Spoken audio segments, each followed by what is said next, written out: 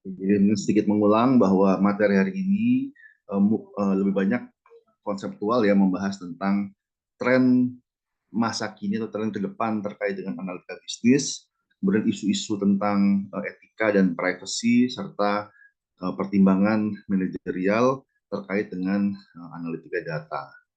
Dan tadi saya tambahkan satu tren yang belum masuk di sini karena ini edisi Global Edition ini tahun 2018 ya, jadi belum mengcover isu-isu terkini yaitu tentang artificial intelligence. Ada beberapa learning objektif terkait dengan emerging technology. Kemudian emerging technology yang di sini yang diangkat di sini adalah Internet of Things, cloud computing, dan geospatial atau location based analysis. Tiga-tiganya teknologi yang penting dan sebetulnya membangun ke next step, yaitu implementasi artificial intelligence dalam bisnis intelligence dan dalam analitika data. Kemudian menjelaskan dampak dari analytics dalam organisasi, kemudian memahami ethical and legal issues ya, bahwa penerapan analitika data dalam operasi bisnis sehari-hari itu ada pertimbangan etika dan legal yang harus diperhatikan. Mungkin di awal penerapan mungkin belum ada regulasi yang kuat, tapi sekarang sudah di Indonesia pun sudah dikembangkan isu privasi ya, tentang mungkin meniru GDPR di Eropa, di mana perusahaan punya tanggung jawab terhadap data konsumen atau data pihak ketiga yang mereka kelola. Ini menjadi salah satu pertimbangan yang tidak kalah penting dalam analitika bisnis di masa depan. Kemudian ini ada kasus, mungkin kita skip aja kasusnya. Kita sekarang masuk ke Internet of Things. Apa sih Internet of Things itu? Intinya adalah dua. Yang pertama adalah sensor, dan yang kedua adalah koneksi internet. Jadi Internet of Things itu bagaimana barang sehari-hari, benda-benda sehari-hari yang sebelumnya analog, yang sebelumnya tidak terkoneksi ke internet, tidak memiliki sensor, kemudian dimasukin sensor dan koneksi ke internet. Misalnya kulkas. Kulkas zaman dulu ya fungsinya hanya untuk menyimpan makanan supaya nggak cepat rusak dengan pendingin gitu ya. Tapi dengan teknologi informasi, maka kulkas bisa diisi sensor sehingga kita bisa tahu misalnya apa saja isi kulkas kita, kemudian bagaimana kualitasnya dan seterusnya, dan dikaitkan ke internet sehingga bisa dikendalikan dan bisa diawasi secara jarak jauh. Nah, dua hal ini kemudian membuat implikasi pada analitika bisnis, bahwa bayangkan ada 1.000 orang konsumen yang punya smart refrigerators, kemudian masing-masing kita punya data informasi tentang isi kulkasnya, tentang kebiasaan mereka mengisi kulkas, dan secara otomatisasi, maka itu akan menghasilkan data yang banyak, data yang besar gitu ya, sehingga dan bisa mengoptimalkan pengalaman bagi pengguna dan mengoptimalkan proses bisnis bagi penjual gitu ya, bagi grocery store dan seterusnya. Contoh lain ada self driving cars, walaupun saat ini mungkin belum 100% itu sudah ada Tesla mungkin yang bisa self driving, walaupun tetap membutuhkan supervisi dari orang. Dia tidak 100% fully automated, tapi masih butuh supervisi. Tapi intinya self driving cars itu dimungkinkan dengan Internet of Things, dengan sensor. Kalau nggak ada sensor nggak bisa berjalan dengan sendirinya dan harus terkoneksi ke internet untuk ya pasti ada proses kendalinya lah ya. Terus fitness tracker, di mana ya tadi intinya kita mencatat aktivitas kita, kemudian menyimpan di server, kemudian itu memiliki dampak yang besar ya untuk analitika di bidang kesehatan. Jadi misalnya kita ya kalau udah nyambung kesehatan, misalnya asuransi ya, misalnya saya perusahaan asuransi, saya punya data terhadap fitness tracker dari nasabah saya bisa mengestimasi berapa premi yang mungkin sebaiknya saya kenakan untuk nasabah saya yang mungkin berbeda antara yang tingkat aktivitasnya tinggi dan yang rendah, terkait dengan, atau mungkin yang terlalu tinggi juga mungkin beresiko kesehatan, terlalu rendah beresiko kesehatan, yang mungkin yang di tengah-tengah di dalam rentang optimal itu mungkin tingkat mungkin resiko kesehatannya lebih rendah dibandingkan yang aktivitasnya terlalu tinggi atau terlalu rendah. Mungkin itu bisa menjadi pertimbangan. Intinya ada dampaknya untuk optimasi gitu kan. Tadi kita bicara tentang deskriptif, prediktif, kemudian preskriptif. Kita ingin mengoptimalkan.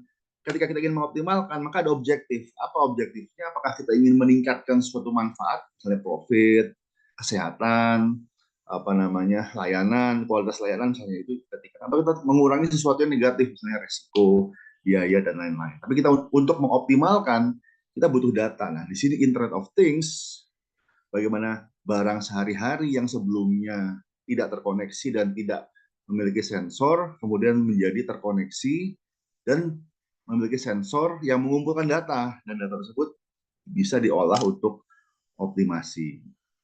Bahkan tong sampah pun dapat menjadi smart bin dengan sensor dan koneksi internet, sehingga bisa diketahui kapan kita perlu membuang sampah, atau mungkin apakah tingkat konsumsi sampah, tingkat produksi sampah kita berlebihan sehingga kita perlu mengelola mungkin supaya kita membeli barang-barang yang minim kemasan dan seterusnya, sehingga kita bisa meminimalisir dampak lingkungan. Itu contoh dari Internet of Things. Ini tahun 2020, ini masih prediksi kan, tahun 2018 sebetulnya ini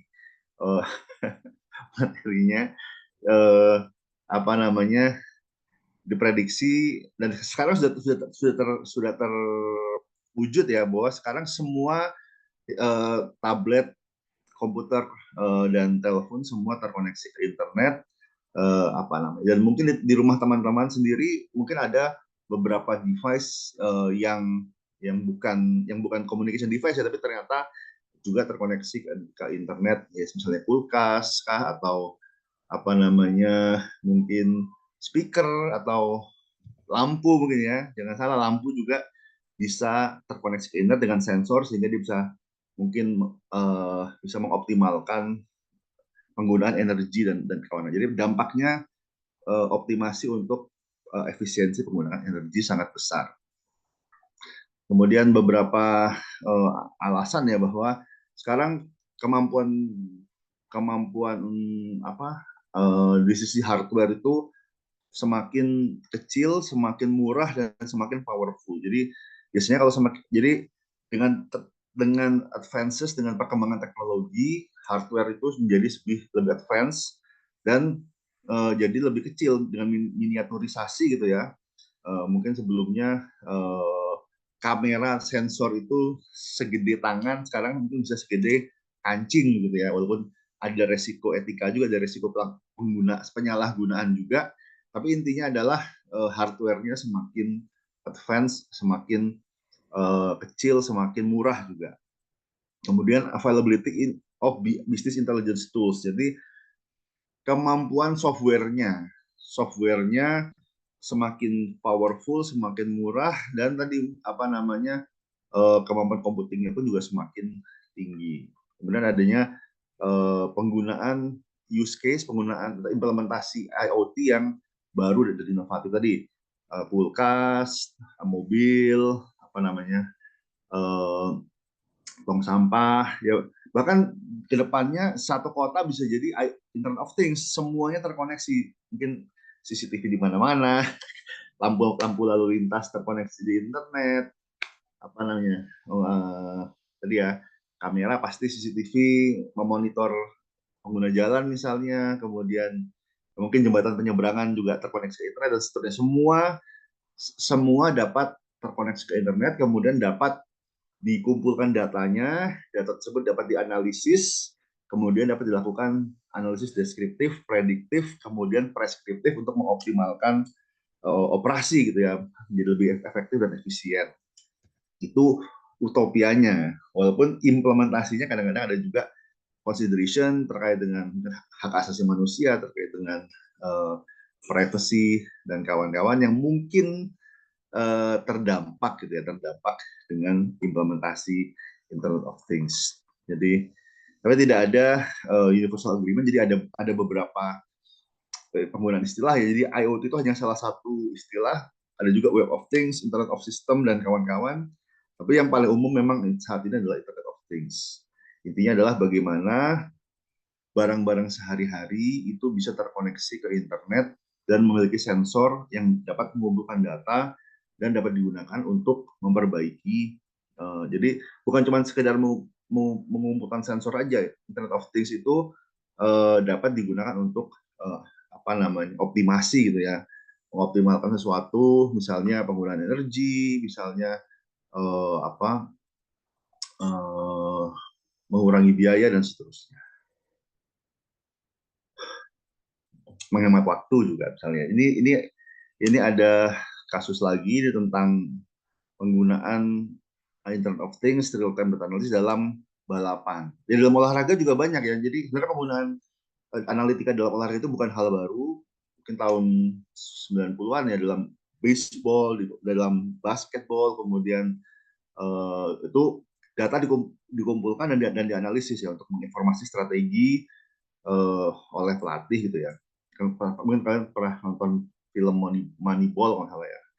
Itu bagaimana analitika digunakan untuk olahraga. Nah, sekarang dengan teknologi VAR ya, dan berbagai teknologi yang dapat digunakan, sensor yang digunakan di lapangan, di tempat olahraga, itu bisa memperbaiki kinerja dan bisa menjadi feedback kepada atlet bagaimana apa yang harus dilakukan untuk memperbaiki performance-nya. Ini oil and gas exploration, jadi untuk proses eksplorasi ya, yang sebelumnya mungkin apa namanya, bisa jadi prosesnya untung-untungan ya, bisa jadi ada gut feeling, ada insting, tapi bisa dengan apa namanya otomasi. Jadi Internet of Things itu bisa ujung satunya lagi adalah bisa diotomatisasi, misalnya self driving, kemudian self operating gitu ya. Tapi itu syaratnya adalah adanya sensor dan adanya koneksi ke internet. Ini infrastruktur, ada hardware-nya, di sini terkait physical device, sensor, motor, kemudian ada connectivity, dan ada kabel data gitu ya, atau jaringan, kemudian ada software untuk mengintegrasikan dan memproses data. Kemudian aplikasi di sini adalah feedback loop-nya, bagaimana informasi yang diperoleh dari analisis data ini dikembalikan untuk memperbaiki performance dari hardware. Misalnya lampu dia ada hardware-nya, ada sensornya, terkoneksi ke internet, terus diolah datanya.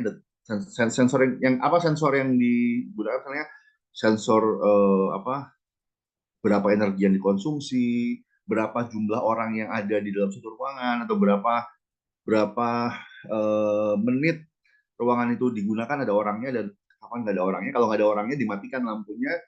Terus kemudian ya kita bisa mengetahui tingkat utilisasi dari sebuah ruangan atau sebuah lampu gitu ya. Misalnya lampu tersebut bisa menerangi sekian meter persegi dalam satu ruangan, mungkin butuh 2 atau 3 lampu kalau cukup besar ruangannya. Kemudian bisa dikendalikan, bisa dimonitor sehingga bisa mengoptimalkan. Misalnya memberikan masukan bagi pengelola gedung ya, bahwa sebaiknya ada ruangan-ruangan yang underutilized atau ada ruangan-ruangan yang overutilized sehingga meningkatkan biaya maintenance. Oh ya, dan satu lagi, ketika lampunya rusak maka langsung terkoneksi ke internet bahwa wah, lampunya mati, harus segera diganti, sehingga nggak perlu proses pelaporan. Karena di beberapa gedung ya, kadang-kadang lampunya mati satu nggak diganti, beberapa hari baru diganti, gara-gara ya mungkin monitoringnya dilakukan seminggu sekali gitu misalnya. Tapi dengan konektivitas tadi, begitu lampunya rusak, lampunya mati, ya langsung terkoneksi dan langsung teridentifikasi sehingga langsung diperbaiki. Ini building blocks, ada device, ada internet connection, kemudian ada data storage dan tempat untuk menyimpan dan menganalisis data, Kemudian ada aplikasi. Aplikasi di sini ya dengan apa namanya end user ya, dengan manajer mungkin ya yang kemudian bisa mengendalikan dan bisa mengambil keputusan berdasarkan informasi yang diperoleh. Kemudian yang berikutnya adalah RFID, Radio Frequency Identification, ini juga eh, apa eh, komunikasi jarak dekat ya. Ini apa namanya, termasuk teknologi sensor, apa namanya, dan cukup banyak digunakan untuk mungkin untuk payment kali ya, untuk payment ya, misalnya sekarang dengan kris, dengan QR code juga termasuk bagian dari apa penggunaan penggunaan apa namanya sensor ya. Jadi bisa dengan cepat mengidentifikasi objek dan apa namanya yang mempermudah banyak aktivitas dan tercatat, kata kuncinya adalah tercatat dengan QR code, dengan kris misalnya ya, pembayaran dengan kris pasti tercatat. Sedangkan kalau pembayaran dengan uang tunai, dengan cash, ya bisa tercatat bisa enggak gitu kan, sehingga ya, mungkin potensi kecurian, potensi fraud, potensi tidak bayar pajak juga juga tinggi. Makanya pemerintah mengencourage pakai cashless, pakai QR code diantaranya karena tadi mengurangi porsi ekonomi yang sifatnya non formal ya, yang sifatnya tidak tercatat, ekonomi cash gitu ya, ekonomi uang uang tunai ya, yang transaksinya tidak tercatat sehingga tidak terpajakin gitu ya. Sedangkan transaksi yang sifatnya tercatat itu potensially bisa dikenai pajak. Mungkin mungkin itu salah satu manfaatnya gitu ya. Intinya lebih tercatat, lebih terukur, lebih dapat dilakukan optimasi. Kemudian how does ini mungkin saya skip aja. Ini ya intinya apa namanya? Intinya ada uh, intinya intinya ada objek yang kemudian bisa disensor gitu ya, bisa menangkap menangkap sinyal tersebut, kemudian bisa diidentifikasi. Ada yang sifatnya pasif, ada yang aktif. Kemudian kalau yang pasif lebih murah, lebih ekonomis gitu ya, dan yang aktif dia lebih mahal. Oke, ini saya skip aja, tapi ini sebenarnya contoh ilustrasi bahwa intinya dengan identifikasi yang lebih mudah kita bisa melakukan pencatatan dengan lebih efisien gitu ya. Jadi ini mungkin kita lihat di barcode-nya binary, kemudian dari situ di scan, kemudian masuk menjadi serangkaian angka dengan standar. Ini ada, kita bisa tahu siapa siapa pembuatnya, apa jenis produknya, kemudian ada serial number-nya, misalnya uh, apa produk nomor berapa atau batch nomor berapa begitu ya. Ini bisa diidentifikasi. Kemudian, nah masalahnya adalah data yang diperoleh dari Internet of Things itu sangat masif, bukan hanya big tapi masif. Kenapa? Karena bayangkan ada 1.000 orang yang punya kulkas, smart smart refrigerator, masing-masing mengirimkan data mungkin setiap jam atau setiap 3 hari, mungkin katakanlah selama 3 tahun itu udah sangat besar datanya. Atau misalnya sederhananya aja, misalnya CCTV gitu kan, bayangkan ada 300 kamera e-tilang gitu ya, CCTV yang untuk mengidentifikasi pelanggar lalu lintas. Nah, kalau semua kamera itu memotret setiap 5 detik aja, bayangkan berapa eh, berapa terabyte data yang diperlukan untuk menyimpan dan mengolah, bukan cuma disimpan tapi juga diolah, mengidentifikasi semua bertera-terabyte data tersebut, pasti sangat besar. Nah, di sini fog computing itu apa namanya eh, bisa memecahkan masalah dengan mempropos apa eh, apa namanya nodes. Jadi apa ya, pusat pemrosesan yang lebih dekat dengan sumbernya. Jadi kalau cloud itu sifatnya lebih tersentralisir ya, mungkin kita nggak tahu di mana, mungkin bisa jadi di Cina, bisa jadi di Indonesia, bisa jadi di Amerika. Sedangkan kalau fog computing itu lebih dekat, jadi mungkin apa namanya berada di tengah-tengah antara server pusat di cloud dengan physical device-nya. Jadi mungkin di setiap blok ada, atau mungkin ada di setiap apa ya, setiap sebenarnya satu kota ada sekian sekian pusat tersebar di seluruh kota. Nah, yaitu mempercepat proses. Jadi semakin besar data yang diproses, mungkin semakin butuh semakin banyak fog device. Jadi ini relevan ketika teman-teman bicara tentang smart city gitu ya, kota pintar gitu kan. Misalnya di IKN, misalnya di IKN menggunakan Internet of Things. Ya, mungkin kalau kalau sensornya di IKN ngolahnya semua diolah terpusat ya, mungkin di Jakarta gitu ya, mungkin bisa jadi ada gangguan koneksi, ada intinya banyak hal yang bisa terjadi ya, mungkin yang memperlambat proses, apalagi datanya besar ya, mungkin apa di antara cloud-nya dan sensornya mungkin perlu ada beberapa nodes yang tersebar di mungkin di kecamatan atau kecamatan yang mungkin di sekitar di kota tersebut gitu. Kemudian jadi ini menjembatani, intinya fog nodes itu menjembatani antara tempat antara sensor dengan cloud platformnya. Karena kalau semua desentralisir ke cloud platform dengan jumlah yang besar, bisa jadi jebol cloud platformnya. Jadi di sini ya menjembatani. Ya kalau misalnya cloud platformnya cukup powerful atau data yang dikumpulkan nggak banyak-banyak amat, ya mungkin nggak perlu fog nodes. Tapi ketika cloud platformnya menengah ya, nggak terlalu kuat, kemudian sensornya juga tidak mengumpulkan data real time, tidak mengumpulkan data terlalu banyak, ya mungkin tidak perlu fog nodes. Oke, other IT consideration, ini IoT platform sudah ada yang siap pakai, jadi nggak harus bikin sendiri. Banyak perusahaan besar yang terlibat, Amazon, Azure, Microsoft, kemudian General Electric, IBM, Teradata. Sebenarnya buku SDT ini kalau salah sponsornya Teradata ya. Jadi ini masuk pesan sponsor. Tapi intinya yang paling pemain besarnya itu diantaranya Amazon. Jadi itu, kemudian ya mungkin Google juga, nggak tahu di Google. Tapi apa namanya, intinya adalah sudah ada pemain besar, ya kita bisa menggunakan yang sudah ada.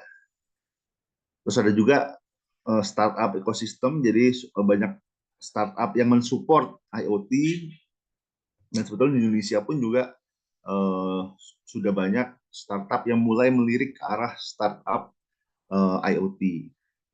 Tapi di sini disebutkan yang one of the most successful adalah Fitbit. Dan sampai sekarang pun juga cukup sukses ya Fitbit di apa untuk kesehatan, untuk fitness gitu ya, untuk tracker, walaupun apa model bisnisnya cukup terancam dengan GDPR ya, dengan apa namanya kewajiban untuk melindungi data pengguna. Ini Internet of Things intinya sangat banyak. Ini tutorialnya, visualisasinya ya, bahwa ada sangat banyak elemen dari Internet of Things. Ini di tahun 2016, di tahun 2024 ada yang baru, yaitu AI. Ini belum ada AI ya. Ini sepertinya belum ada. Ya belum ada.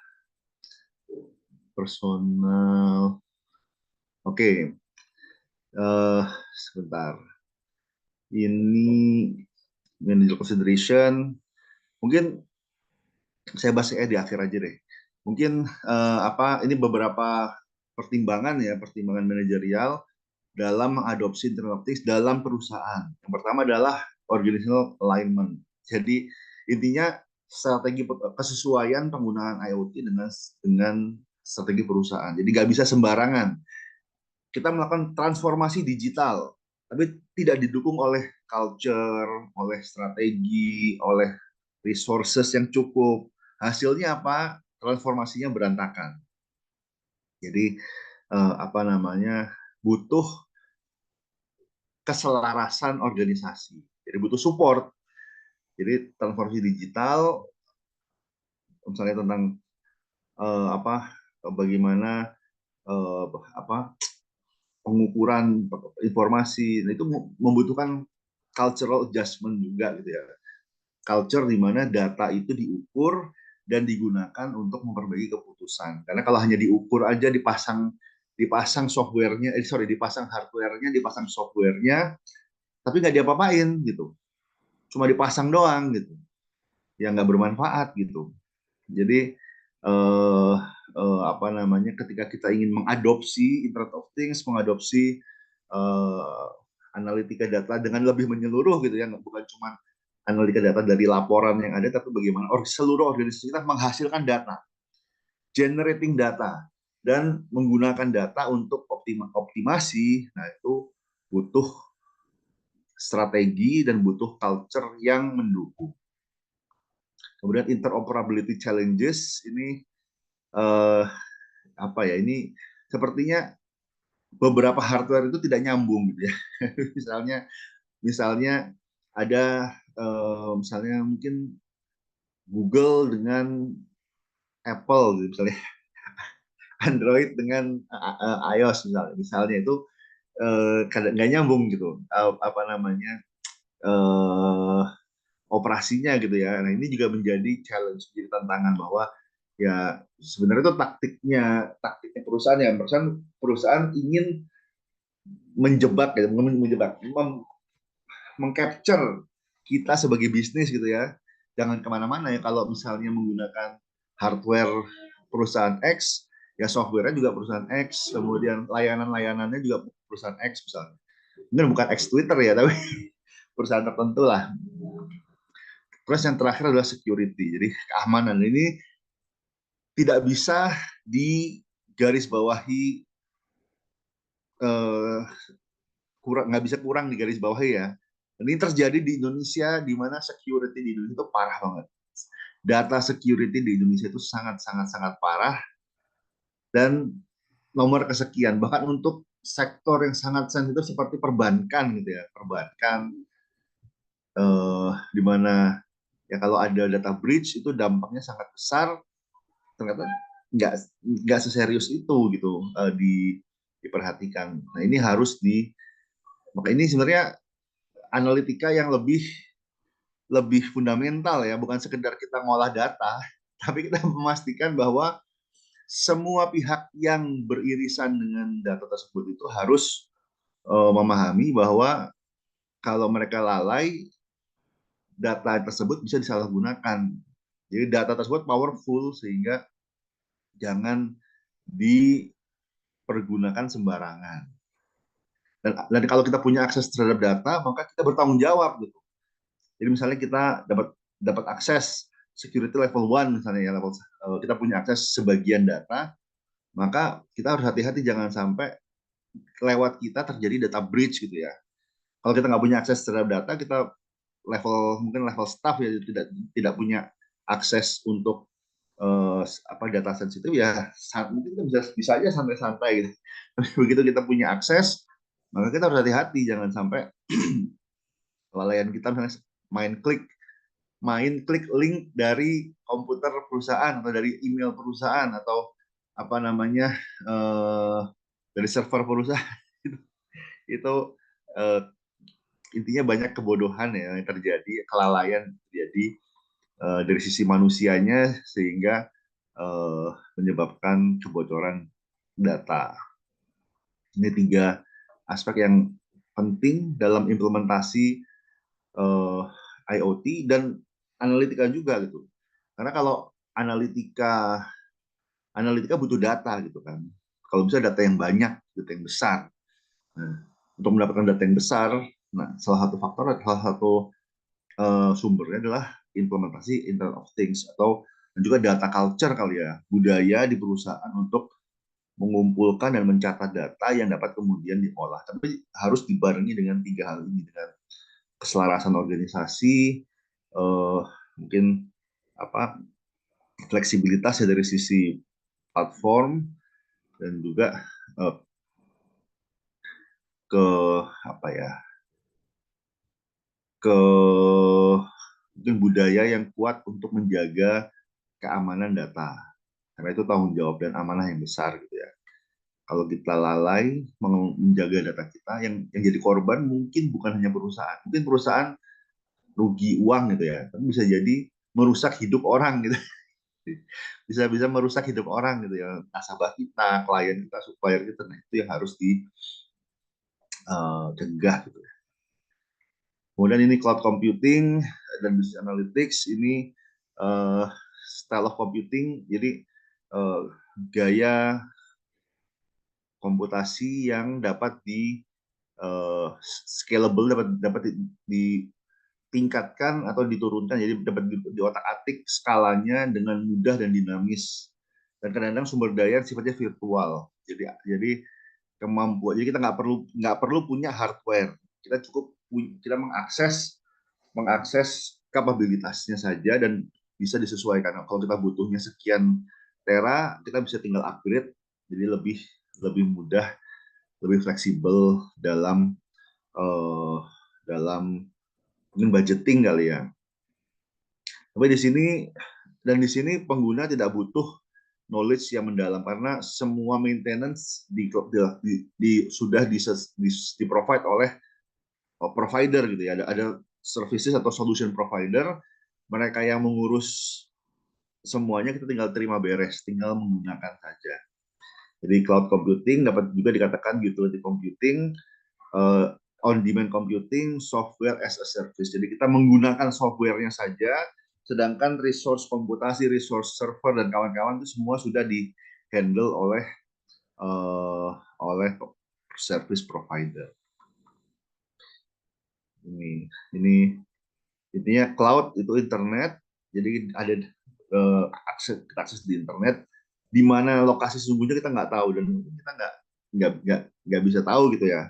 Walaupun sudah ada tren di mana untuk data sensitif diwajibkan data itu disimpan di dalam negeri, misalnya mungkin data kependudukan, jangan sampai data kependudukan kita adanya di Amerika gitu ya, atau misalnya data BPJS disimpannya di mana gitu ya. Nah, itu harus diketat lagi sebagai bagian dari security ya, bahwa ya bolehlah di internet, tapi paling nggak masih dalam batas negara kita mungkin ya, physically. Kemudian as a service ini dari bisnis modelnya. Di bisnis modelnya adalah kita membayar gitu. Jadi kita bayar langganan subscription ya, sebulan, 2 bulan, 3 bulan, dan subscription-nya biasanya much affordable, jadi lebih affordable dibandingkan kita beli sendiri gitu ya, bikin sendiri. Tapi ya pasti profitable bagi providernya gitu ya. Dan kita fleksibel, kalau misalnya kita tidak puas dengan service yang diberikan perusahaan A, ya kita tinggal pindah ke perusahaan B. Jadi ini yang membuat disukai ya, bahwa karena fleksibel, ya kalau misalnya terms and service-nya tidak memuaskan, ya kita tinggal ganti. Sedangkan kalau kita sudah invest dalam hardware, untuk switching itu harus dijual dulu, mungkin jualnya dengan harga lebih murah, beli yang baru, tidak semudah itu gitu ya. Ini cloud computing example, ini web based email ya, sekarang email Gmail ya, sekian, ada 15 GB kita yang gratis. Kalau mau lebih kita harus bayar. Kalau misalnya kita punya email institusi, nah itu juga bisa menggunakan cloud computing application. Misalnya di UI kita dulu sempat dengan Google. Jadi email UI dahulunya dengan Google dikasih masing-masing akun 15 GB, tapi ternyata ternyata saya nggak tahu kenapa ya, punya intinya expired lah ya, nggak diperpanjang. Sekarang dengan Microsoft. Jadi kalau teman-teman punya email UI, itu nyambungnya dengan OneDrive. Dulu dengan Google Drive, sekarang dengan OneDrive. Oke, kemudian web based, ini ada Google Docs, Google Spreadsheet, ini sudah saya yakin teman-teman sudah familiar, nggak usah nggak usah jelaskan lagi.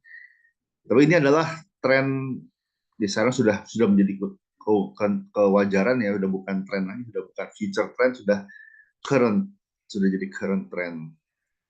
Intinya bisnis model sekarang uh, memberikan semua as a service gitu ya, semua as a service.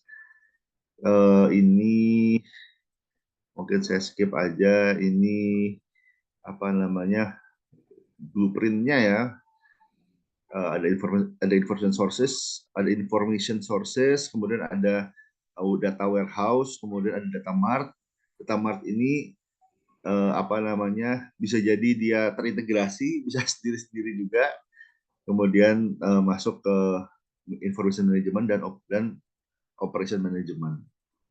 Tapi ini semua masuk dalam bagaimana kita menerapkan analitika data sampai ke actual decision gitu ya. Kemudian ini ada variasi, saya skip aja. Ini saya skip aja, virtualisasi. Ini saya skip aja. Ini contohnya Teradata, ini sponsor dari buku ini. Tapi intinya ada banyak. Ini kasus, ini contohnya ya. Dan di sini hampir semua as a service dia punya free trial atau ada yang freemium ya. Jadi ada kalau gratis sekian ya pasti terbatas. Tapi kalau mau yang nggak terbatas atau mau yang lebih advance harus yang berbayar. Ada juga trial sebulan bisa menggunakan versi premium.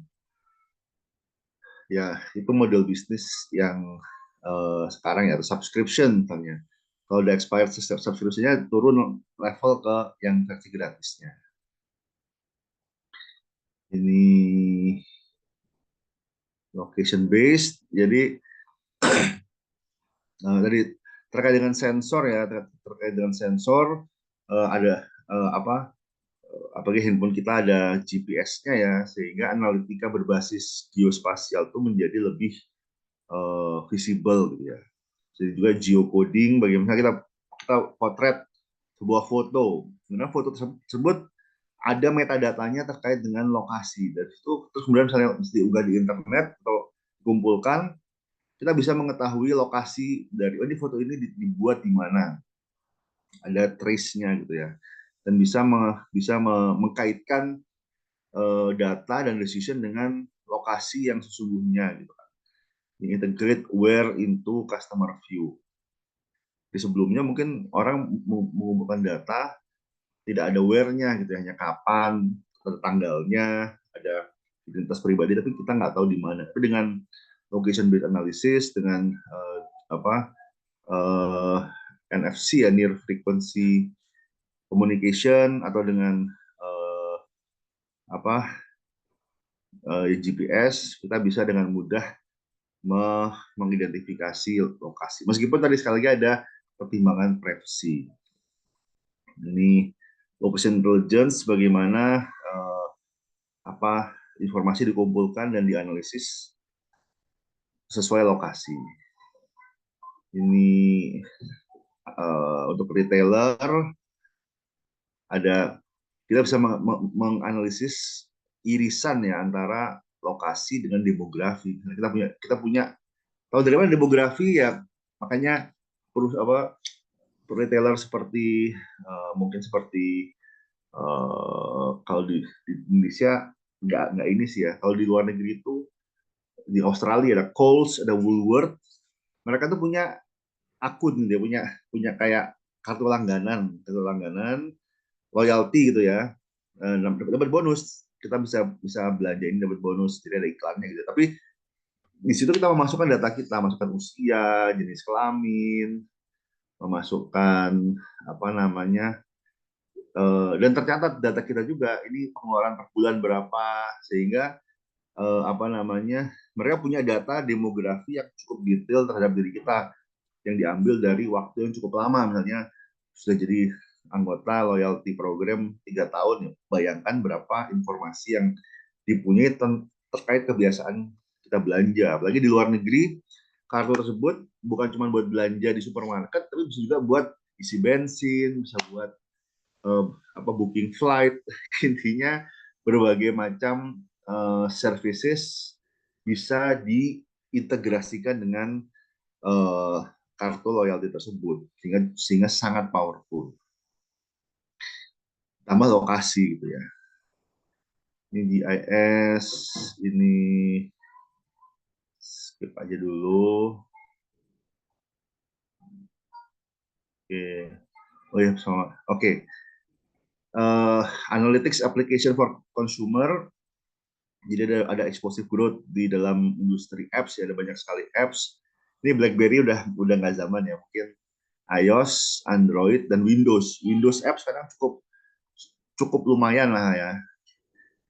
Directly used by consumer, kemudian enabling consumer to be more efficient. Jadi berbagai macam aplikasi yang utilitarian ya, bisa bisa kita gunakan untuk mengoptimalkan proses bisnis kita, apakah untuk berbelanja lebih hemat, lebih efisien, ber apa ber menggunakan transportasi dengan lebih efisien, dan seterusnya.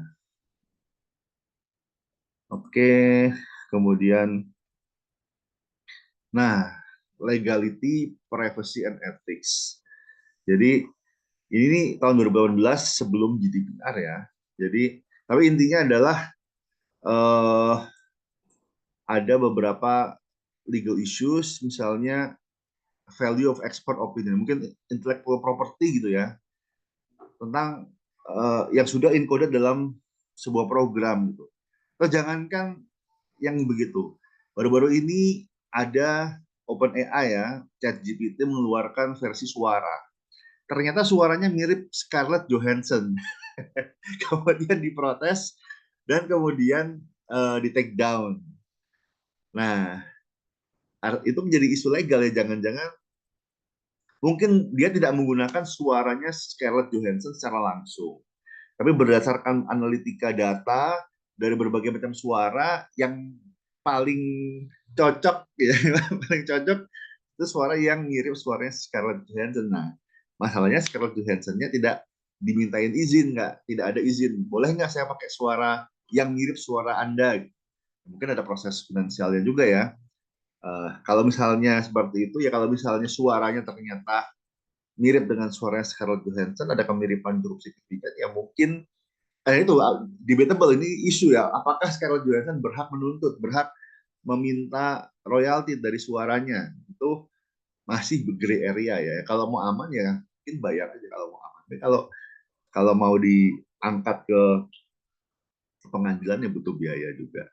Kemudian siapa yang bertanggung jawab kalau ada wrong advice? Jadi atau wrong, dia tadi misalnya analitika data, ada data, kita mengumpulkan data gitu ya, ada Internet of Things, sensor dikumpulkan, ya misalnya mobil lah ya, mobil ambil sensor, ada pengolahan data, terus nabrak, yang ditabrak orang gitu ya. Nah, siapa yang tanggung jawab? AI-nya, sorry, analitikanya, mobilnya, perusahaan yang penyedianya, atau supirnya atau penumpangnya. Nah, itu legal issues yang harus dipertimbangkan. Jadi kalau mobil mungkin ya penting. Kalau yang mungkin lebih sederhana lagi ya, misalnya kita eh, melakukan analitika data dari misalnya tadi Fitbit gitu ya. Fitbit kemudian ternyata ada salah pencatatan gitu ya, sensornya bermasalah sehingga aktivitas kita menjadi lebih rendah daripada seharusnya. Kemudian ternyata berdampak pada premi asuransi yang meningkat. Nah, kemudian gimana? Siapa yang bertanggung jawab? Misalnya ada keluhan gitu ya. Kemudian what happen if manager enters an incorrect judgment value itu analysis. Jadi tadi apa yang terjadi, siapa yang bertanggung jawab itu, misalnya manajer mengambil keputusan yang salah berdasarkan analitika yang diberikan gitu kan, misalnya kalau misalnya apa ya, misalnya kalau eh, misalnya tentang launching produk baru begitu ya, tapi analitikanya dari data konsumen ternyata konsumennya mungkin salah salah mencatat data atau datanya masukin sembarangan dan seterusnya. Jadi kan garbage in garbage out, ketika datanya bermasalah, rekomendasinya bermasalah, terus ditindaklanjuti oleh manajer, terus apa yang terjadi ya? Pasti terjadi kegagalan ya. Nah itu apa namanya juga masalah legal gitu. Terus siapa yang memiliki knowledge in a knowledge base tadi, misalnya AI atau misalnya apa big data ya, analitika data, siapa yang punya informasi tersebut? Apakah yang mengumpulkan data ataukah yang datanya dikumpulkan gitu kan? Jadi misalnya teman-teman posting di Instagram, komentar di Instagram, terus data di Instagram itu digunakan untuk mengembangkan sebuah AI. Siapa yang punya informasi tadi?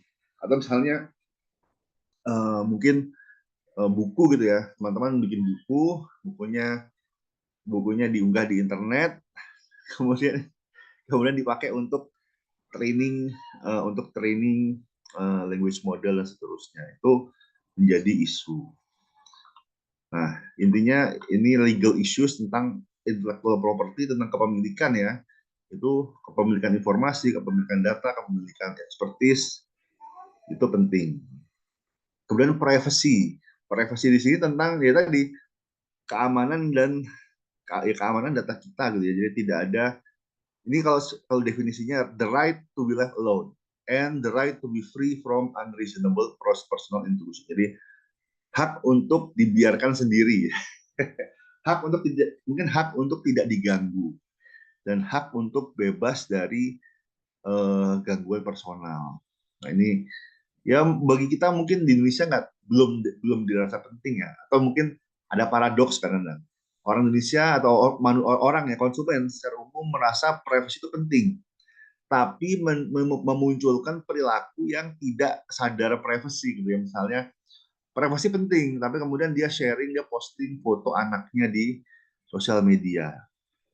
Sedangkan ya tadi udah gitu ada wajah anak yang nggak disensor, ada namanya, kemudian ada lokasinya pula. Wah, itu risikonya cukup tinggi gitu ya.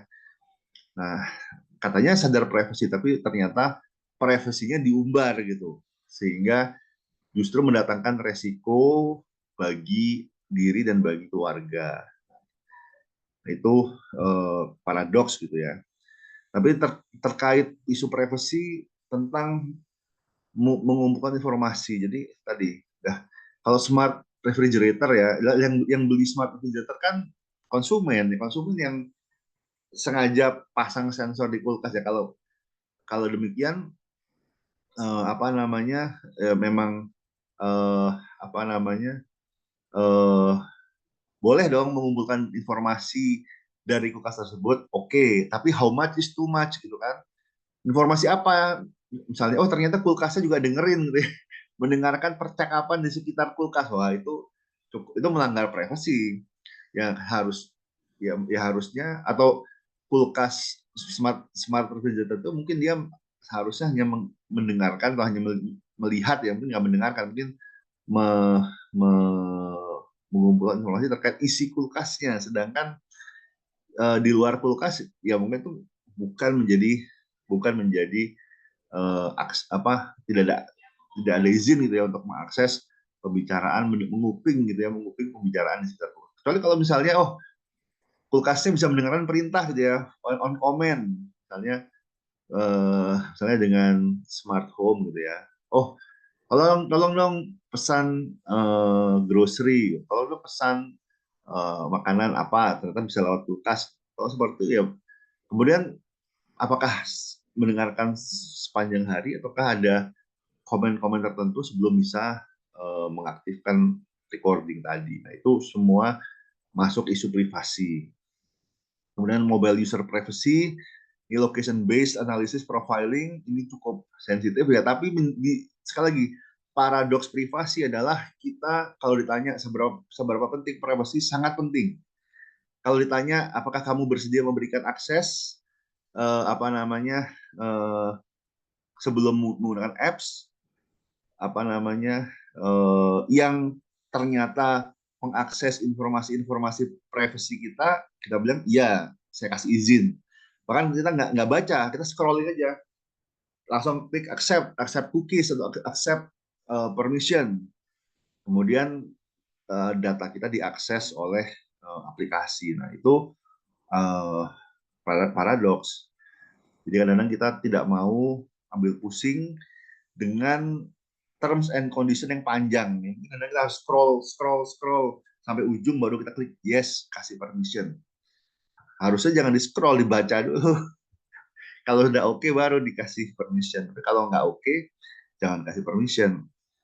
Nah itu mobile user privacy, di mana kadang-kadang kita terlalu bebas memberikan akses terhadap data kita ya, foto, mikrofon, kamera, eh, apa, akses ke kontak, kemudian akses ke WhatsApp, bukan akses ke pesan gitu ya. Itu semua informasi sensitif. Kalau kita foto ya misalnya kita foto di rumah gitu ya, mungkin istri kita nggak pakai hijab gitu misalnya, kemudian ya terus ternyata kita kasih akses, itu menjadi masalah gitu kan. Ternyata bisa diakses oleh orang, oleh aplikasi di situ, padahal di situ ada privacy gitu kan, ada tadi mungkin foto istri atau foto anak kita yang nggak pakai hijab. Oke, kemudian uh, Homeland Security and Individual Privacy. Nah ini tentang keamanan negara ya, terutama isu mungkin isu tentang misalnya terorisme, tentang isu korupsi misalnya ya. Boleh nggak perusahaan negara menyadap handphone untuk mengidentifikasi koruptor dan terduga teroris gitu ya. Nah itu masuk masalah etika. Ya mungkin perlu dibahas di DPR kali ya. Boleh nggak?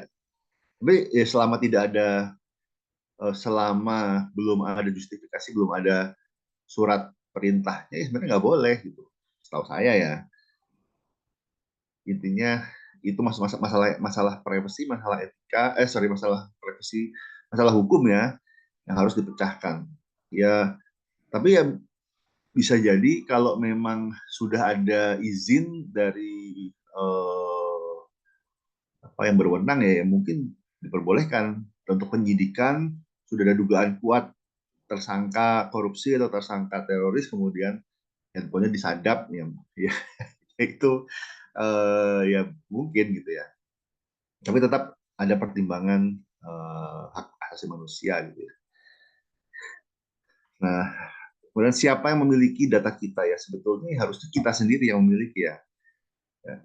Tapi masalahnya kita tidak memandang private data kita sebagai aset yang berharga, kita umbar-umbar saja. Nah, kalau seperti itu yang salah siapa ya? Kita sendiri juga gitu ya. Walaupun sebetulnya perusahaan juga mengumpulkan tanpa izin juga ada, atau dia mengumpulkan dengan izin tapi tidak dijaga dengan baik itu juga ada. Jadi kemudian bocor ke pihak ketiga. Nah, di sini privacy laws yang baru adalah ketika perusahaan mengumpulkan data, maka dia bertanggung jawab atas data yang dikumpulkan. Jadi kalau terjadi breach, terjadi penyalahgunaan atas data yang dikumpulkan oleh perusahaan yang mengakibatkan kerugian pihak pemilik data, pihak konsumen, nasabah, maka ya perusahaan bertanggung jawab. Itu makanya hati-hati kalau misalnya kita mengumpulkan data jangan sampai bocor, atau segera kita lakukan deidentifikasi begitu sudah tidak lagi terasosiasi ya misalnya transaksi dan seterusnya, ya jangan begitu sudah eh, lewat masa misalnya, atau kita perlu melakukan deidentifikasi sehingga kita bisa kalau sudah terdeidentifikasi harusnya dampak privasinya lebih rendah. Etika dalam pengambilan keputusan ada electronic surveillance, software piracy, ini semua masalah etika ya. Jadi etika itu dia lebih apa ya? Eh, Kalau melanggar hukum sudah pasti melanggar etika. Tapi tidak melanggar hukum belum tentu tidak melanggar etika gitu ya. Jadi di sini mungkin hal-hal yang secara hukum tidak diatur secara spesifik atau secara hukum mungkin ya tidak diatur secara spesifik ya, tidak dilarang, tapi penggunaannya bisa jadi tidak beretika gitu ya, misalnya melanggar hak orang atau menggunakan informasi orang untuk kepentingan perusahaan tanpa memberikan balik untuk perusahaan. Kemudian ada aksesibilitas, misalnya informasi atau jadi penyandang disabilitas ya itu harus memiliki hak terhadap akses. Misalnya kita punya informasi dokumen kita yang berupa, makanya di PDF itu biasanya ada read aloud gitu ya. Jadi bagi yang memiliki disabilitas visual tunanetra gitu ya, bisa bisa membaca dokumen dengan mengakses fitur read aloud. Jadi bisa di ini kan di disuarakan gitu ya. Sedangkan yang memiliki disabilitas pendengaran ya harus ada versi tulisnya gitu ya, versi subtitle gitu, misalnya ada subtitle. Atau bagi yang ya mungkin ada bahasa isyarat mungkin ya, saya nggak tahu. Tapi intinya adalah sebisa mungkin jangan sampai penyandang disabilitas itu menjadi tidak punya akses. Di FE sendiri kita kalau kita lihat ya ada uh, apa di lift misalnya ada huruf braille. Intinya etika kita diantaranya prinsipnya adalah keadilan gitu ya, dan keadilan termasuk untuk penyandang disabilitas. Oke, ini impact of analytics dari revolusi analitika menjadi revolusi cultural. Intinya adalah tidak mungkin merubah proses bisnis analytics tanpa juga merubah budayanya. Budaya terkait apa? Budaya terkait pengumpulan data dan penggunaan data dalam proses bisnis sehari-hari. Jadi yang sebelumnya mungkin go with the flow, yang sebelumnya mungkin mengikuti gut instinct, gut feeling, pencatatannya nggak terlalu penting, yang penting mungkin habit, kebiasaan aja. Nah sekarang dirubah gitu ya. Kalau memang sebuah habit, sesuatu yang biasa itu ternyata tidak efisien, ya harus diperbaiki dengan data gitu, dengan optimasi berbasis data. Ini oke, ini tahun 2012, udah lama banget ya. Data scientist as a profession, the sexiest job of the 21st century. Nah, terkait dengan isu AI. Jadi kalau kita kembali lagi, teman-teman, satu semester ini, semua analisis yang diajarkan satu semester ini itu dengan mudah dapat digantikan oleh AI. Deskriptif mudah, prediktif sudah gitu. Preskriptif juga kalau pakai solver aja saya yakin AI juga bisa. Jadi analitikanya dari analitika bisnis yang diajarkan untuk satu semester ini itu kalau boleh saya bilang sudah dapat dilakukan oleh AI.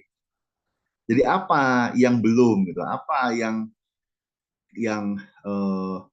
aspek dari analitika bisnis itu yang belum tercover oleh AI, yang artinya masih menjadi peluang bagi teman-teman untuk untuk aktif ya, untuk menjadi nilai tambah gitu. Jadi sehingga tidak bisa digantikan oleh AI.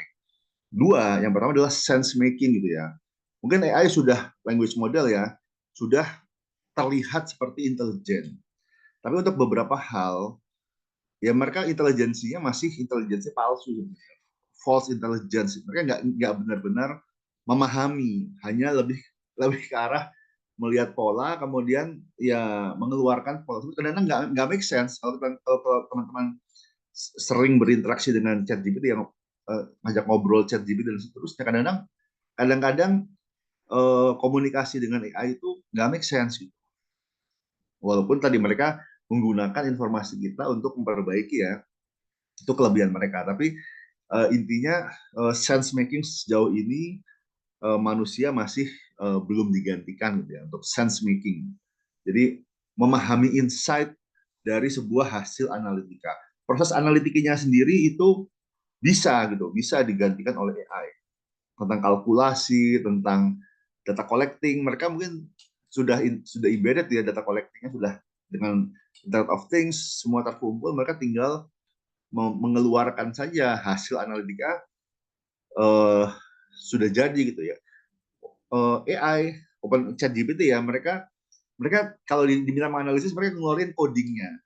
Mereka ngeluarin coding ini, bisa coding dengan Python, dengan R, ya tinggal dimasukin aja gitu kan. Tapi sebetulnya kan itu sebuah gap yang memang diciptakan oleh pengelola AI-nya sendiri, dan sangat mudah untuk membuat aplikasi interface-nya yang dengan mudah mengambil coding dari yang dihasilkan oleh ChatGPT tadi untuk menghasilkan analitika yang analitika yang sudah keluar hasilnya gitu ya, apakah visualisasi, apakah dari sisi prediksi, ataukah tadi preskriptif dengan solver misalnya.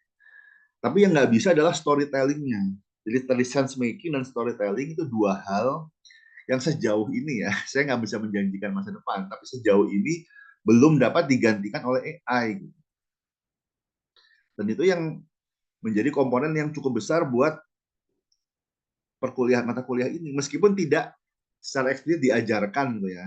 Jadi tidak ada nggak sih, kayaknya belum, kita masih fokus kepada tools analytics-nya. Tapi di setiap materi kita meng-highlight bahwa analytics itu hanya setengahnya sebetulnya, dan apalagi sekarang dengan AI, setengah itu dengan mudah digantikan oleh AI. Maka setengah sisanya yang belum bisa digantikan sepenuhnya oleh AI adalah sense making dan storytelling, dan itu menurut saya harus di highlight sebagai kekuatan teman-teman. Jangan sekedar hanya melaporkan, mengeluarkan hasil analitika, tapi bagaimana teman-teman me, me, mengidentifikasi dan meng-highlight insight, dan juga membuat insight tersebut menjadi sebuah story yang kemudian engaging dan juga inspiring bagi decision maker. Jadi rekomendasinya nggak bisa sekedar rekomendasi ChatGPT tolong buatkan rekomendasi ya, itu rekomendasinya hambar gitu ya. Nah, boleh teman-teman, kalau di kita sebetulnya etika dalam menggunakan AI itu masih masih abu-abu. Untuk text generation nggak boleh. Jadi text generating, atau kalau teman-teman text generating menggunakan AI, itu harus ada citation-nya, harus ada disclaimer-nya bahwa saya menggunakan AI untuk menghasilkan teks ABCD, teks ini. Tapi kalau untuk searching atau untuk proofreading, untuk editing, itu masih nggak apa-apa. Jadi intinya ada hal-hal yang secara etika diperbolehkan menggunakan AI, ada yang nggak boleh. Nah, tapi ada tapinya. Tadi kita nggak bisa tidak menggunakan AI gitu ya. Di masa depan yang tidak menggunakan AI pasti akan tertinggal, termasuk data scientist yang tidak menggunakan AI sangat mungkin eh, ter apa ya terkubur oleh data scientist yang menggunakan AI. Terlebih lagi dia tidak hanya menggunakan AI untuk mengenerate analisis, tapi membangun dari hasil analisis tadi apa sense dan story yang lebih berkualitas. Jadi dia fokus kepada apa yang dia bisa create value the most. Kalau analitikanya sudah di cover oleh AI, maka ya mungkin spesialisasi teman-teman adalah bagaimana sense making dan storytelling dari data tersebut. Jadi sekedar analisis aja itu tidak lagi menjadi skill yang yang nggak dapat digantikan ya, karena sekarang dengan AI sudah mudah digantikan, nggak harus PhD lah begitu. tapi tapi tadi untuk bagaimana bahkan visualisasi pun sekarang visualisasinya bisa dia bisa menggunakan AI gitu ya. Sebelumnya AI hanya text based, tapi sekarang sudah banyak AI yang nyambung ke apa namanya, ke gambar, ke grafik, dan juga ke video, sehingga ya sudah tidak lagi menjadi, atau sudah mulai goyah lah gitu, apa, aspek visualisasi dari sisi gambar dan video ya. Jadi yang tersisa di sini adalah apa namanya, sense making dan storytelling yang sejauh ini masih belum dapat digantikan, belum belum dapat dilakukan dengan baik oleh AI. Ini skills ya, skills data scientist. Yang ini mungkin nggak bisa digantikan AI. Ini nggak bisa ya digantikan AI. Ini nggak bisa. Sedangkan data access management, programming ini dua ini sudah dikuasai AI. Sudah. Jadi programming sekarang Anda nggak usah ngerti programming, Anda bisa minta AI tolong buatkan codingnya. Tinggal di-input ke dalam softwarenya. Jadi ke dalam Python atau ke dalam R, langsung jalan, walaupun mungkin ada juga error glitch-glitchnya, mungkin sedikit perlu sedikit penyesuaian, tapi untuk yang sederhana nggak ada masalah gitu, nggak ada error gitu, nggak ada glitch. uh, Internet and social media networking technologies ini mungkin next-nya. Jadi AI bisa jadi kedepannya ini dikuasai juga.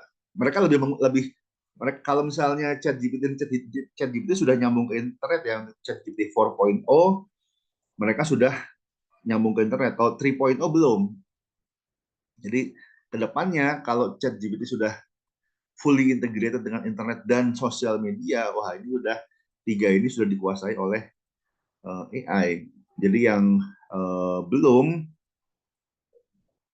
mungkin dari tiga ini yang terancam pertama mungkin bisa jadi yang ini, problem definition, decision modeling. AI juga bisa jadi kedepannya lebih lebih menguasai. Tapi untuk komunikasi dan interpersonal, curiosity ini yang paling terakhir mungkin ya.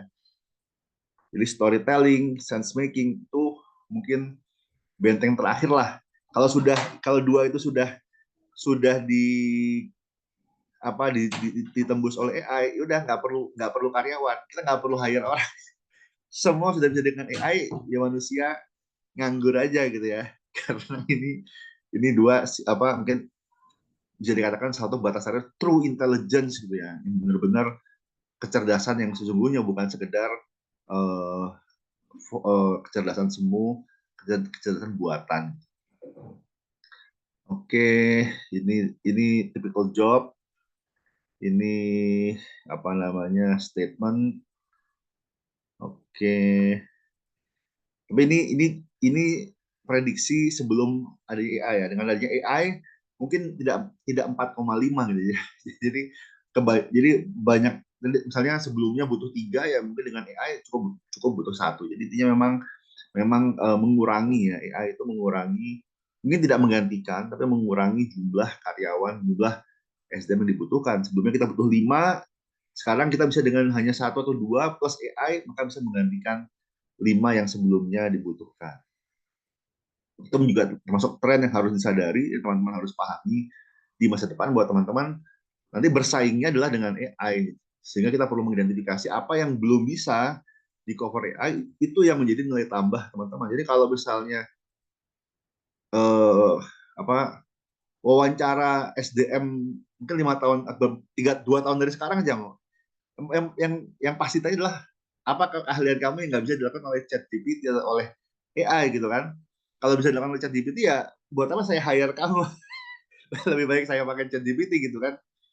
Itu sangat mungkin gitu. Jadi kita dari sekarang teman-teman harus harus memikirkan apa skill yang dimiliki yang tidak bisa dilakukan oleh AI ya, yang kemudian menjadi nilai tambah bagi teman-teman sebagai data scientist, sebagai marketer, sebagai financial manager. Karena ya sekarang semua atau sebagian pekerjaan itu sudah bisa di cover oleh AI ya. Ada robo investor, robo investing, mungkin ada robo marketing juga. Begitu. Oke, ya, itu untuk materi hari ini ya, materi terakhir pertemuan ini. Silahkan bila ada pertanyaan, saya buka. Oke, kalau nggak ada pertanyaan, kita eh, kita buka breakout room ya. Jadi teman-teman sebentar, saya buka dulu ininya. Saya buka dulu emasnya. Jadi teman-teman, bentar. Eh, bentar. Ini final project. Jadi teman-teman submit di sini ya, final project assignment. Ini untuk eh, presentasi kelompok yang harusnya pertemuan 14 tapi dirubah menjadi asinkronus. Ini belum ada yang submit ya. Paling lambat tanggal 13 Juni. Jadi saya set 13 Juni untuk submit final project assignment-nya. Ini ada example-nya ya. Ini example storytelling dari kakak tingkat teman-teman gitu ya. Ada intinya nggak cukup analytics, tapi juga perlu ada storytelling. Tapi ini sebelum zaman AI ya. Ya kalau misalnya teman-teman menggunakan AI untuk meningkatkan kualitas ya lebih bagus. Gitu. Intinya apa namanya? Tapi tadi kalau menggunakan AI maka perlu ada disclaimer bahwa ada bagian-bagian dari presentasi ini misalnya yang di generate menggunakan AI, maka nggak ada masalah. Secara etika teman-teman jujur gitu ya. Yang nggak jujur adalah menggunakan AI tapi tidak mengakui. Oke, kemudian ini ada sampel paper.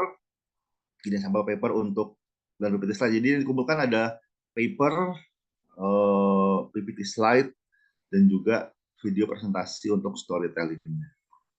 Ini oke. Untuk UAS terus terang belum ada rapatnya, tapi format yang kemarin ya mungkin apa ada sama dengan UTS lah, ada data, kemudian teman-teman diminta untuk melakukan analisis, biasanya solver ya, menggunakan solver, kemudian atau mungkin ada juga kombinasi antara deskriptif dengan preskriptif atau prediktif dengan preskriptif. Jadi misalnya ada prediktif dulu, baru setelah itu dilakukan solver.